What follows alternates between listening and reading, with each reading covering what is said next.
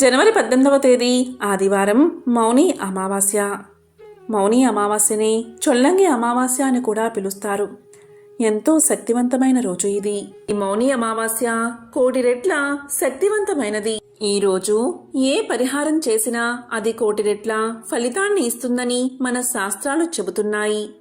అయితే ఈరోజు కలబంద మొక్కతో ఇలా చేస్తే చాలు, ధనాదాయం పెరుగుతుంది, మీకు లక్ష్మీ కటాక్షం కలుగుతుంది, రాజయోగం పడుతుంది, నరదృష్టి, నరఘోష, నరపీడ తొలగిపోతాయి. మరి ఈ మౌని అమావాస్య రోజు కలబంద మొక్కతో ఏం చెయ్యాలో ఇప్పుడు ఈ వీడియోలో తెలుసుకుందాం. కలబంద మొక్క చాలా శక్తివంతమైనది. కలబంద మొక్కలో త్రిమాతలు ఉంటారు. పార్వతీదేవి, లక్ష్మీదేవి, సరస్వతీదేవి. ఈ ముగ్గురు దేవతలు కూడా కలబంద మొక్కలో కొలువై ఉంటారు. ఔషధ మొక్కగా కలబంద ప్రసిద్ధి చెందింది. ఎక్కువగా చర్మ సంబంధిత ఉత్పత్తుల్లో, ఇతర ఉత్పత్తుల్లో కలబంద మొక్కను విరివిడిగా వాడుతూ ఉంటారు.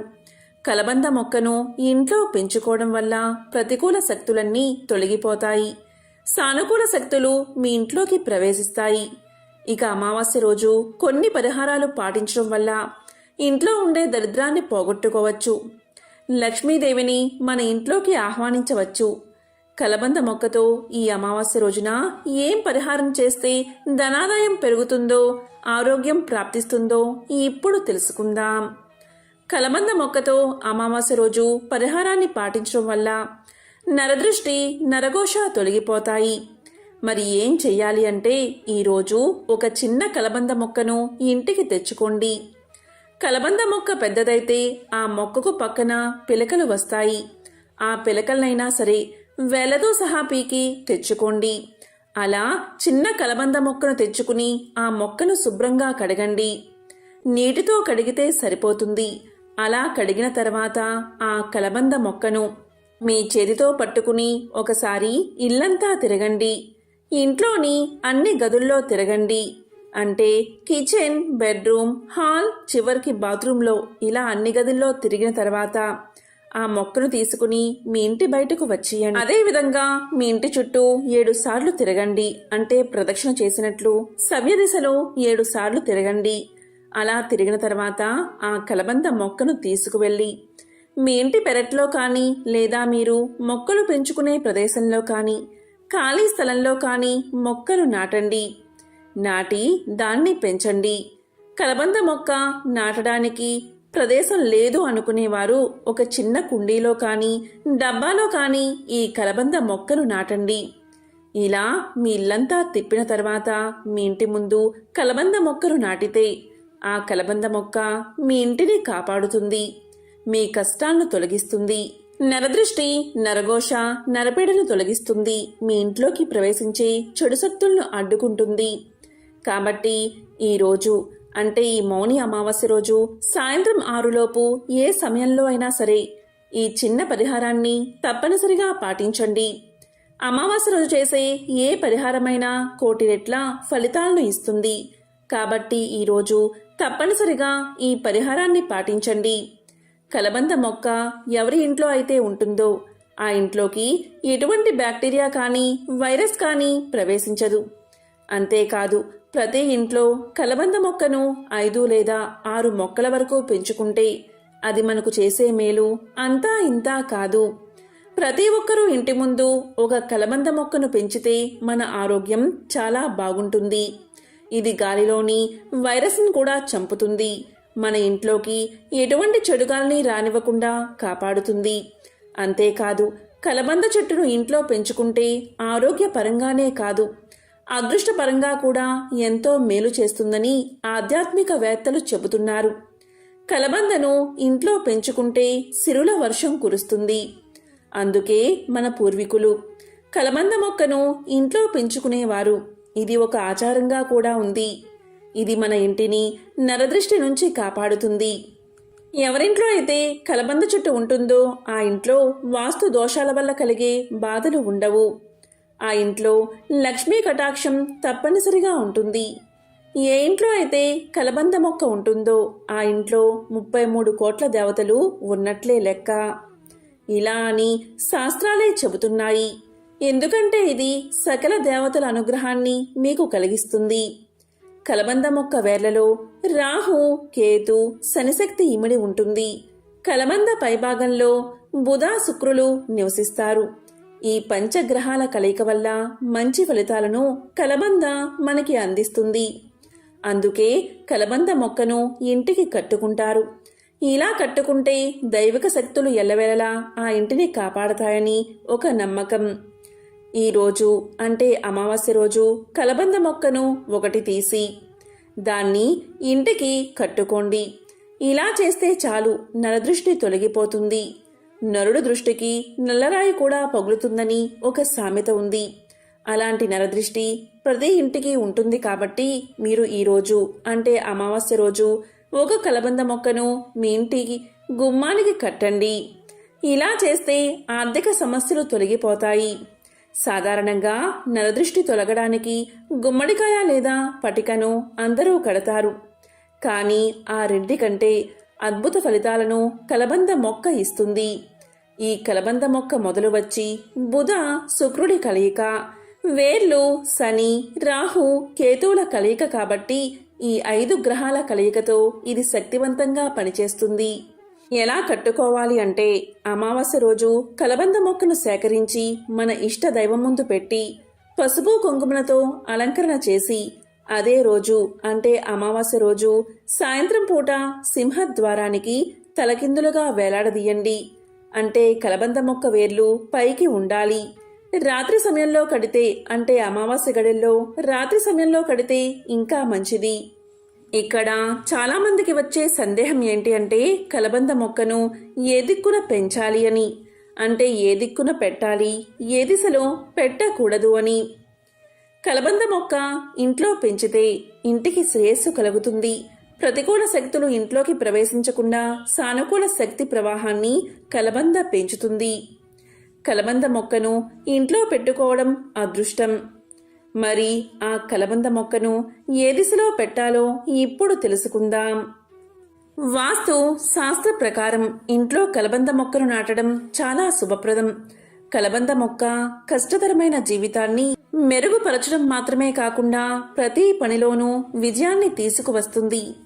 కలబంద మొక్క నాటిన చోట ప్రేమ, శ్రేయస్సు, సంపద, ప్రతిష్ట పెరుగుతాయి. ఈ మొక్కను ఇంట్లో నాటడానికి సరైన దిశను జాగ్రత్తగా చూసుకోవాలి. కలబంద మొక్కను ఇంటికి తూర్పు వైపున నాటడం మంచిది. అలాగే ఇంటికి ఆగ్నేయ భాగంలో కూడా నాటవచ్చు. మీకు ఉద్యోగంలో పురోగతి కావాలి అంటే కలబంద మొక్కను ఇంటికి పడమర వైపున నాటాలి. కలబంద మొక్కను పొరపాటున కూడా ఇంటికి వాయువ్య దిశలో నాటకూడదని గుర్తుంచుకోవాలి. వాస్తు ప్రకారం ఈ మొక్కను ఇంట్లో వాయువ్య దిశలో నాటడం వల్ల అనేక ఇబ్బందులు వస్తాయి. ప్రతికూల పరిస్థితులు ఎదుర్కోవాల్సి వస్తుంది. వాస్తవంగా వాస్తు ప్రకారం కలబంద మొక్క పెడితే అనేక సమస్యలు తొలగిపోతాయి. కలబంద మొక్కను ఇంట్లో నాటడం వల్ల ఇంట్లో పాజిటివ్ ఎనర్జీ పెరుగుతుంది. ఇంట్లో ఉన్న నెగటివ్ ఎనర్జీ తొలగిపోతుంది. కుటుంబంలో సంతోషం వెల్లి విరుస్తుంది. ఇంటికి ఆగ్నేయ దిశలో కలబంద మొక్కను పెంచడం వల్ల డబ్బు, ప్రమోషన్లు లభిస్తాయి. ఇంటి బాల్కనీలో, గార్డెన్లో కలబంద మొక్కను పెట్టుకుంటే ప్రతికూల శక్తులు లోపలికి ప్రవేశించకుండా ఉంటాయి. కాబట్టి కలబంద మొక్కను పెట్టుకునే విషయంలో ఖచ్చితంగా వాస్తు నియమాలను ఏ దిశలో పెట్టాలి అనే విషయాలను మనం గుర్తించుకోవాలి. కలబంద మొక్కను ఆయుర్వేదంలో అమృత వృక్షము అని పిలుస్తారు. ఎందుకంటే ఇందులోని సర్వాంగాలు మానవుడి ఆరోగ్యానికి ఎంతగానో సహాయపడతాయి. కలబంద మొక్కను ఇంట్లో పెంచుకోవడం వల్ల వైరస్ వల్ల కలిగే వ్యాధులు మీ దరి చేరవు. ఏం చెయ్యాలి అంటే ఒక కలబంద మొక్కను కత్తిరించి మధ్యలోకి కోసి శుభ్రంగా కడగండి. దాంట్లో ఉన్న గుజ్జును తీసి దీన్ని పరగడుపున సేవిస్తే చాలు. ఇది శరీరంలోని యాంటీబాడీస్ పెరిగేలా చేసి శరీర రక్షణ వ్యవస్థను దృఢపరుస్తుంది. ఇమ్యూనిటీ పవర్ని పెంచుతుంది. ఎలాంటి రోగాలు మీ దరి చేరకుండా కాపాడుతుంది. అంతటి శక్తి కలబంద మొక్కకు ఉంది. కలబంద మొక్క గాలిని పీల్చి 6 నెలలు బతుకుతుంది. ఇది దేవుడు మనకిచ్చిన వరం లాంటిది. ఇంట్లో సమస్యలు ఉన్నా, ఉద్యోగం రాకుండా ఉన్నా, భార్యాభర్తల మధ్య తగాదాలు ఉన్నా, లేదా ఇంట్లో కుటుంబ కలహాలు ఉండి మానసిక ప్రశాంతత కొరవైనా, ఇలా అనేక సమస్యలకు కలబంద మొక్క చక్కని పరిష్కారం. కాబట్టి కలబంద మొక్కను ఇంట్లో పెంచుకోండి. మీ ఇంట్లో స్థలం లేకపోతే కనీసం కుండీలో అయినా కలబంద మొక్కను పెంచండి. ముఖ్యంగా పిల్లలు ఉంటే అలాంటి వారు కలబంద మొక్కను తప్పనిసరిగా పెంచాలి. ఎందుకంటే బయట విషవాయువుల వల్ల పిల్లలు, పెద్దలు తరచూ అనారోగ్యానికి గురవుతారు. అలాంటి విషగాలులను మన ఇంట్లోకి రాకుండా స్వచ్ఛమైన గాలిని మనకు అందిస్తుంది కలబంద. ఎవరి ఇంట్లో అయితే కలబంద ఉంటుందో అటువంటి వారి ఇంట్లో వ్యాధులు రావు. ఈ రహస్యం తెలుసుకుని పాటించి చూడండి. ఈ రోజుల్లో చాలామంది ఎదుర్కొనే సమస్య మోకాళ్ళ నొప్పులు. దీన్ని తగ్గించే శక్తి కలబందకు ఉంది. కలబంద ముక్కను కొద్దిగా కట్ చేసి శుభ్రంగా కడిగి 5 లేదా 6 స్పూన్ల గుజ్జును గ్లాసు నీటిలో వేసుకుని పరగడుపున తాగుతూ ఉంటే మోకాల్లో అరిగిపోయిన గుజ్జును తిరిగి రప్పించి మోకాల నొప్పులను క్రమంగా తగ్గిస్తుంది. అంతటి శక్తి ఈ కలబంద మొక్కకు ఉంది. అధిక బరువు ఉన్నవారు ఇలా తాగితే నాజూగ్గా తయారవుతారు.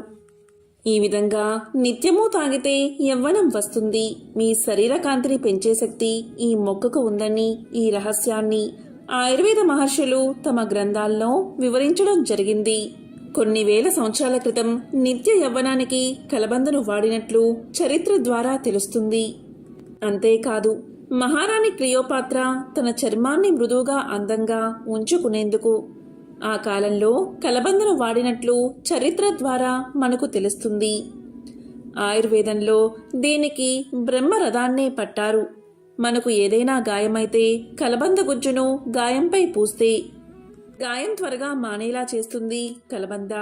5 స్పూన్ల కలబందను గ్లాసు నీటిలో కలిపి పరగడుపున తాగితే దీర్ఘకాలంగా వేధిస్తున్న మలబద్ధక సమస్య మటుమాయమవుతుంది. మొలలపై కలబంద గుజ్జును రాస్తే మొలలు తగ్గిపోతాయి. కళ్ళ కలకగా అయినప్పుడు కలబందను కళ్ళు మూసుకుని కళ్ళపై పెట్టుకుంటే కళ్ళ కలకలు తగ్గుతాయి. శరీరంలో వేడి తగ్గడానికి కలబంద గుజ్జు బాగా ఉపయోగపడుతుంది. 5 స్పూన్ల కలబంద గుజ్జును నీటిలో వేసుకుని గ్లాసు నీటిలో వేసుకుని తాగితే ఎంతటి వేడైనా క్షణాల్లో తొలగిపోతుంది. పంటి నొప్పి వంటి సమస్య ఉంటే కలబందను వాడితే ఆ సమస్య తగ్గిపోతుంది. కలబంద గుజ్జును 3 రోజులకు ఒకసారి తలకు మర్దనాగా పట్టించి 2 గంటల తర్వాత తలస్నానం చేస్తే నరాలకు శక్తి వస్తుంది, తలనొప్పి తగ్గుతుంది, కంటిచూపు మెరుగుపడుతుంది. ఈ విధంగా కలబంద మనకు ఎన్నో విధాలుగా ఉపయోగపడుతుంది. మనకు విష్ణు సహస్రనామంలో ఉండే ఒక నామాన్ని నిరూపించడానికి విష్ణుమూర్తి భూమి మీద వైద్య వీర రాఘవస్వామి అనే రూపంతో అవతరించిన అద్భుతమైన దినం ఈరోజు. అలాగే ఈ రోజుకు ఉన్న ప్రత్యేకత ఏంటి అంటే రోగహరణ శక్తి. మనలో ఎవరికైనా రోగాలు ఏడిపిస్తూ ఉంటే ఈరోజు వైద్యవీర రాఘవస్వామిని ఒక 3 పనులతో ఆరాధించగలిగితే ఆ రోగాలన్నీ మటుమాయమైపోతాయి. అంతటి శక్తి ఈ రోజుకు ఉంటుంది.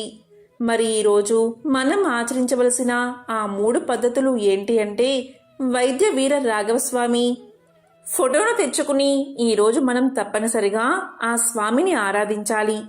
మొట్టమొదట దీపాన్ని వెలిగించాలి. అది ఎలా అంటే బియ్యపిండి పంచదారను పొడిగా చేసి దాంట్లో యాలకుల పొడి కలిపి ఒక చిన్న పల్లెంలో వేసి దాన్ని ప్రమిదలాగా ఒత్తుకుని అందులో ఆవు నెయ్యి వేసి దీపాన్ని వెలిగించాలి. ఇది మొట్టమొదటి పద్ధతి. ఆ తరువాత ఇంట్లో ఎవరికైనా సరే అనారోగ్య సమస్యలు ఉంటే వారికి వెండితో ఒక కడియం చేయించండి. తరువాత స్వామి ముందు కూర్చుని సంకల్పం చేసుకుని, స్వామి నీ దయవల్ల ఈ వ్యాధి తగ్గి మాకు తిరిగి ఆరోగ్యం బాగుంటే తిరువల్లూరు వచ్చి నీ దర్శనం చేసుకుంటా.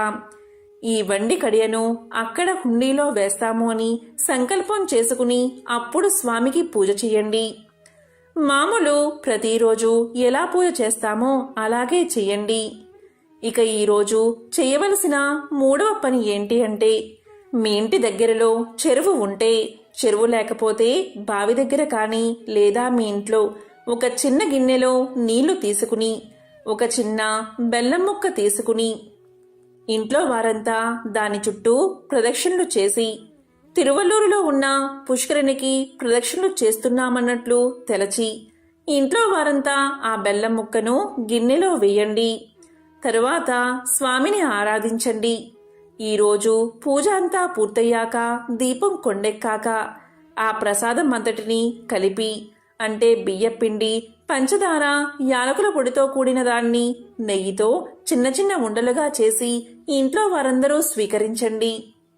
తరువాత వ్యాధి తగ్గిపోయాక తిరువల్లూరు వెళ్ళి తప్పకుండా హుండీలో ఆ వెండి కడియం వేసి స్వామిని దర్శనం చేసుకోండి. ఈ రకంగా చేసి దీర్ఘకాలిక వ్యాధుల నుండి బయటపడిన వారు లక్షల్లో ఉన్నారు. అంతటి శక్తివంతమైన విష్ణుమూర్తి స్వరూపం ఈ వైద్య వీర రాఘవస్వామి యొక్క అవతారం. ఈ తిరువల్లూరు చెన్నైకి దగ్గరగా ఒక 40 కిలోమీటర్ల దూరంలో ఉంది. మనకు 108 దివ్య దేశాలు ఉన్నాయి. ఆ దివ్య దేశాలలో తిరువల్లూరు ఒక దివ్య దేశం. ఈ క్షేత్రం ప్రతి అమావాస్య రోజు అత్యంత శక్తిని పుంజుకుని ఉంటుంది. ఈరోజు అక్కడకు వేల మంది జనమొస్తారు. ఇక అమావాస్య రోజు ఈ క్షేత్రం పరిపూర్ణమైన శక్తిని పొంది ఉంటుంది. అక్కడకు వెళ్లి దర్శనం చేసుకుంటే ఎటువంటి రోగాలైనా మటుమాయమవుతాయట. ఇక్కడ హృద్ పాపనాశిని అనే పుష్కరిణి ఉంది. ఈ పుష్కరిణిలో ఒక బెల్లం ముక్క వేసి స్వామికి నమస్కారం చేసుకుంటారు. ఈ పుష్కరిణి యొక్క గొప్పతనం ఏంటి అంటే, ఇది ఎప్పటినుంచో ఉన్న దివ్య పుష్కరిణి. దక్ష యజ్ఞం కథలో పరమేశ్వరుడు వీరభద్రుని స్వరూపంలో వచ్చి దక్షుణ్ణి సంహరిస్తాడు. ఆ తరువాత స్వామి చింతాక్రాంతుడు అవుతాడు. ఎందుకంటే దక్షుడు బ్రహ్మ మానస పుత్రుడు. బ్రహ్మహత్యా దోషం ఉంటుంది కాబట్టి స్వామి చింతాక్రాంతుడు అవుతాడు. స్వామి అలా బాధపడుతూ ఉండగా ఆకాశవాణి ఇలా పలుకుతుంది: స్వామి, మీరు హృద్ పాపనాశనానికి వెళ్ళి స్నానం చెయ్యండి, మీకు ఊరట కలుగుతుంది అని పలుకుతుంది. అప్పుడు పరమేశ్వరుడు వీరభద్రుడి స్వరూపంలో వచ్చి స్నానం చేసిన అపురూపమైన సరస్సు ఇది. ఈ ఆలయంలో తూర్పువైపు వీరభద్రుడి ఆలయం ఉంటుంది. ఆ మహాశివుడు వీరభద్రుని స్వరూపంలో ఇక్కడకు వచ్చి స్నానం చేశాక ఆయన చింతలన్నీ తీరిపోతాయి. అదేవిధంగా మానసికమైన వ్యాధులు ఉన్నా, శారీరకమైన వ్యాధులు ఉన్నా అక్కడకు వెళ్ళి స్నానం చేస్తే తప్పక అన్ని వ్యాధులు తగ్గుతాయి. అది ఆ తీర్థం యొక్క గొప్పతనం. అలాగే ఇక్కడి క్షేత్రంలో విష్ణుమూర్తి ఒక లీలా నాటకం ఆడారు. అదేంటి అంటే, బదరికాశ్రమంలో శాలిహోత్రుడు అనే ఒక మహర్షి ఉండేవాడు. ఆయన విష్ణుమూర్తి అంశతో జన్మించారు. ఆయన ఒకసారి దక్షిణ భారతదేశానికి యాత్రకు వచ్చారు. అప్పుడు పాపనాశనంలో స్నానం చేశాక ఇక్కడ ఎంతో మనోహరంగా ఉంది. ఇక్కడ ఉపవాస దీక్ష చేసి 1 సంవత్సరం పాటు తపస్సు చేసుకుందామని నిర్ణయించుకున్నారు మహర్షి. ఆ రోజు మహర్షి కూర్చుని సంవత్సరం పాటు నిరాహారంగా తపస్సు ఆచరించారు. తీరా పూర్తయ్యాక, అంటే సంవత్సరకాలం పూర్తయ్యాక ఇక ఆపేద్దామని, కొంచెం ఆహారం తీసుకోవాలని ఆహారాన్ని తినే సమయానికి ఒక వృద్ధుడు వచ్చి, నాయనా, నాకు ఆకలి మండిపోతుంది, ఆహారం నాకు పెట్టవా అని అడగ్గా ఆ మహర్షి వచ్చింది విష్ణుమూర్తి స్వరూపంగా భావించి ఆహారాన్ని ఇస్తాడు. ఇక పారణ చేయడం కుదరనందున ఇంకొక సంవత్సరం పాటు ఉపవాసం చేసి మళ్లీ దీక్ష తీసుకుని తపస్సు చేద్దామని నిర్ణయించుకుంటాడు మహర్షి. మళ్లీ 1 సంవత్సరం పాటు తపస్సు చేసి అంతా అయ్యాక పారణ చేసే సమయంలో మళ్లీ ఆ వృద్ధుడే తిరిగి వచ్చి, నాయనా, నాకు బాగా ఆకలిగా ఉంది, నీ దగ్గర ఉన్న ఆహారం పెట్టు అని అడగ్గా దానికి మహర్షి, సరే స్వామి, స్వీకరించండి అని ఆహారమంతా అతనికి ఇచ్చేస్తాడు. అప్పుడు స్వామి సంతోషించి, నాయనా, నీ కోరిక ఏంటి, ఎందుకు తపస్సు చేస్తున్నా అని అడగ్గా దానికి మహర్షి, నాకు ఏం కోరిక లేదు స్వామి, లోక కళ్యాణం కోసమే తపస్సు చేస్తున్నాను అని సమాధానం చెప్పాడు. అప్పుడు విష్ణుమూర్తి ఆయన ఆశ్రమంలోనే వెలిశారు. పడుకుని ఉన్న వైద్యవీర రాఘవస్వామిగా ఆలయంలో వెలిశారు. అదే ప్రస్తుతం వైద్యవీర రాఘవస్వామి యొక్క ఆలయం. ఆ ప్రాంతాన్ని ధర్మసేన మహారాజు అనే రాజు పరిపాలిస్తూ ఉండేవాడు. ఆయనకు వసుమతి అనే కూతురు ఉంది. ఆమె మహా సౌందర్యవతి. ఒకసారి చిలికత్తెలతో ఆ దేవాలయం యొక్క పుష్కరుని దగ్గరకు ఆమె వచ్చినప్పుడు అక్కడ ఒక రాజకుమారుడు కనిపిస్తాడు. ఆయన కూడా మహా సౌందర్యంతో వెలిగిపోతూ ఉంటాడు. ఇద్దరు ఒకరిని చూసి ఒకరు ఇష్టపడతారు. అప్పుడు రాజకుమారుడు మనిద్దరం వివాహం చేసుకుందాం అని పలకగా యువరాణి ఇలా చెప్తుంది, మా నాన్నగారిని అడగండి, ఆయన ఒప్పుకుంటే నేను వివాహం చేసుకుంటాను అని పలుకుతుంది. వెంటనే యువరాజు రాజు వద్దకు వెళ్ళి మీ అమ్మాయిని నాకిచ్చి వివాహం చేస్తారా అని అడుగుతాడు. దానికి రాజు ఇలా అంటాడు, నాయనా, నీ పేరేమిటి, నీ గోత్రం ఏమిటి, నీ తల్లిదండ్రులు ఎవరు, నీవు ఎక్కడి నుండి వచ్చావు అని అడుగుతాడు. దానికి ఆ రాజకుమారుడు నా వివరాలన్నీ మీకు చెప్పలేను, కానీ ఒక్కటి మాత్రం చెప్తున్నాను, మీ అమ్మాయిని నాకిచ్చి వివాహం చేస్తే పువ్వుల్లో పెట్టి చూసుకుంటాను. లక్షల్లో జనం మీ అమ్మాయికి నీరాజనాలు అర్పించేలా చేస్తాను అన్నాడు. వచ్చింది ఆ నారాయణమూర్తే. ఆయన నిజం చెప్పకుండా అబద్ధం చెప్పకుండా ఆ విధంగా చెప్తాడు. అప్పుడు రాజుగారు సరే అని కూతుర్నిచ్చి వివాహం చేస్తాడు. వివాహమయ్యాక భార్య చెయ్యి పట్టుకుని గర్భాలయంలోకి నడుచుకుంటూ వెళ్లి ఆ విగ్రహం దగ్గరకు వెళ్ళగానే మాయమైపోతారు. అప్పుడు రాజుకు అర్థమవుతుంది, అయ్యో, ఇంతకాలం నా కూతురుగా ఉంది మహాలక్ష్మినా, నా కూతురు అనుకున్నాను, ఎంత తప్పు చేశాను అనుకుంటాడు. అమ్మవారు ఈ ఆలయంలో కనకవల్లి అనే పేరుతో వెలిశారు. అక్కడ ఉన్న ఉత్సవ విగ్రహాన్ని వసుమతి అని పిలుస్తారు. అది ఆ ఆలయం యొక్క గొప్పతనం. ఆ ఆలయంలో స్వామివారి విగ్రహాన్ని చూస్తే స్వామి కుడి చేతిని చాపి ఉంచుతారు. కింద ఉన్నది శాలివాక మహర్షి. అదేవిధంగా ఎడమ చేతితో చిన్ముద్రను చూపిస్తూ ఉంటారు. అంటే ఆరోగ్యం నుండి ఆత్మజ్ఞానం వరకు ఏదైనా ఇచ్చే దివ్య స్వరూపం ఈ వైద్య వీర రాఘవస్వామి అని అర్థం. ఇక చొల్లంగి అమావాస్య రోజు అత్యంత శక్తి ఈ ఆలయంలో ఉంటుంది. ఈ రోజు చెప్పిన విధంగా చేస్తే ఎలాంటి వ్యాధులైనా మటుమాయమై సకల శుభాలు కలుగుతాయి. ఇంట్లో వారికి శనిదోషాలు ఎక్కువగా ఉన్నాయని బాధపడేవారు, ఇంటిపై చెడు శక్తుల ప్రభావం ఉన్నదని బాధపడేవారు కూడా ఈ రోజు ఈ పరిహారాన్ని పాటించండి. ఏం చెయ్యాలి అంటే ఒక నల్లని వస్త్రాన్ని తీసుకోండి. గుప్పెడు నల్ల నువ్వులను ఆ వస్త్రంలో ఉంచండి. అదేవిధంగా 7 నల్ల జీడిగింజలు తీసుకోండి. ఈ రెండిటి కలిపి ఒక మూటగా కట్టి దీన్ని మీ ఇంటి యొక్క ప్రధాన ద్వారం పైన గుమ్మానికి కట్టండి. ఈ చొల్లంగి అమావాస్య రోజు ఈ పరిహారాన్ని చేయడం వల్ల అద్భుతమైన ప్రయోజనాలు కలుగుతాయి. మీ ఇంట్లో ఉన్న నకారాత్మక శక్తులు తొలగిపోతాయి. దైవిక శక్తులు ఎల్లవేళలా మిమ్మల్ని కాపాడతాయి. ఓం నమః శివాయ. ఓం నమో నారాయణాయ.